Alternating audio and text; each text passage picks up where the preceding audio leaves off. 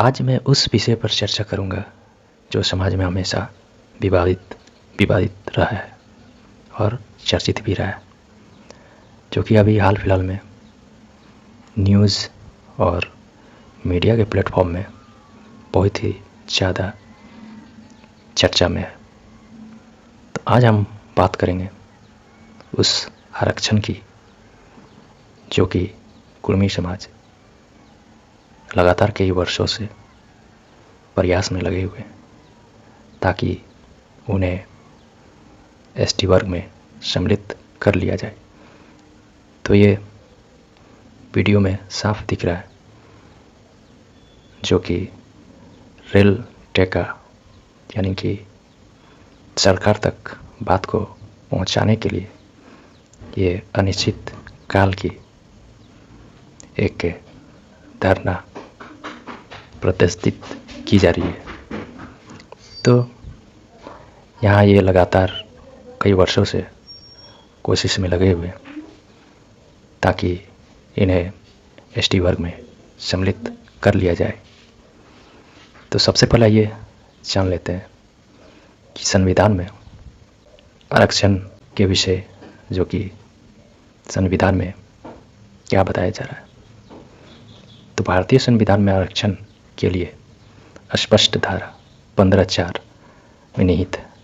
इस धारा के तहत संविधान का मकसद आरक्षण का प्रावधान करना है, यानी ताकि विशिष्ट अनुसूचित जातियों, अनुसूचित जनजातियों और अन्य पिछड़े वर्गों को समाज में उनके विकास के लिए समान अवसर मिल सके।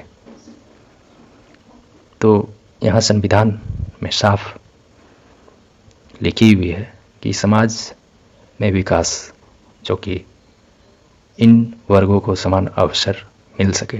तो यहाँ जो कुर्मी समाज एसटी वर्ग में सम्मिलित होने के लिए तो आंदोलन लगातार पिछले कई वर्षों से कर रहे हैं ताकि सरकार की कानों तक पहुँचे। तो ये आरक्षण जो कि एक एसटी वर्ग के लिए और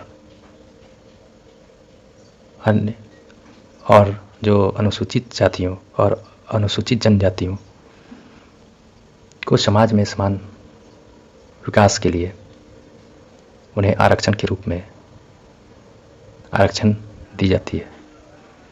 तो साथ ही धारा 46 के अंतर्गत में जो संविधान में लिखी गई है कि अनुसूचित जातियों और अनुसूचित जनजातियों के लिए अलग से वित्तीय योजना और उपाय तय करने का भी प्रावधान है। तो कुछ लोग समझते हैं कि आरक्षण की आवश्यकता है ताकि वे समाज में आगे बढ़ सकें, जबकि दूसरे लोग इसे उन्नति की राह में बाधा मानते हैं, क्योंकि आरक्षण ही ज्ञान और बुद्धि को कुंठित करती है। तो यह मुद्दा हमेशा विवादित रहा है और इसके परिणाम स्वरूप यह विभिन्न दिशाओं से देखा जा सकता है। आरक्षण के बारे में आपकी विचार क्या है या आपके व्यक्तिगत दृष्टिकोण और सोच पर निर्भर करता है। आप इसे सही या गलत मानते हैं, लेकिन इस पर चर्चा करते समय समाज के विभिन्न पक्षों को सुनना और समझना महत्वपूर्ण होता है। तो ये सबकी अलग अलग अवधारणाएं और अलग अलग सोच होती है। तो मैं अपना एक विचार जो कि आप लोगों के समक्ष प्रस्तुत करने वाला हूँ। अच्छा लगे तो लाइक कीजिएगा, अच्छा ना लगे डिसलाइक कीजिएगा।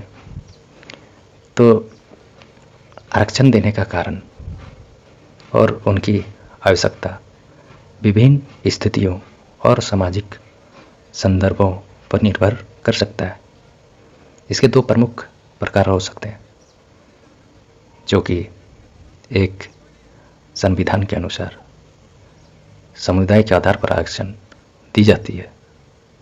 इस मॉडल में आरक्षित सीटों और लाभ समुदाय के आधार पर दी जाती है, जो कि संविधान लागू होने से अब तक ये है। और एक हो सकती है, जो कि मैं बताया कि 2 प्रमुख प्रकार हो सकते हैं। तो एक और प्रकार जो कि हो सकते हैं आर्थिक आधार पर आरक्षण। इस मॉडल में आरक्षित सीट और लाभ आर्थिक जरूरतों और आवश्यकताओं के आधार पर दी जा सकती है। यह समाज में आर्थिक रूप से कमजोर वर्गों को समर्थन प्रदान करने का उद्देश्य रखता है, चाहे वह किसी समुदाय किसी वर्ग का हो। सिर्फ और सिर्फ उसके आर्थिक आधार पर आरक्षण यदि मुहैया कराया जाए तो समाज में उचित और सही रूप से सभी वर्गों को समाज में उनके विकास के लिए समान अवसर मिल सकेंगे। क्योंकि संविधान में आरक्षण की जब बात की जाती है तो उसमें स्पष्ट लिखा गया है कि समाज में उनके विकास का समान अवसर मिल सके। तो यहाँ सिर्फ और सिर्फ मेरा इस वीडियो का बनाने का एक ही मकसद था, एक ही मकसद है कि आर्थिक आधार पर यदि आरक्षण दी जाए तो समान रूप से समाज में हर समुदाय को समान अवसर मिल पाएगा। क्योंकि हर वर्ग में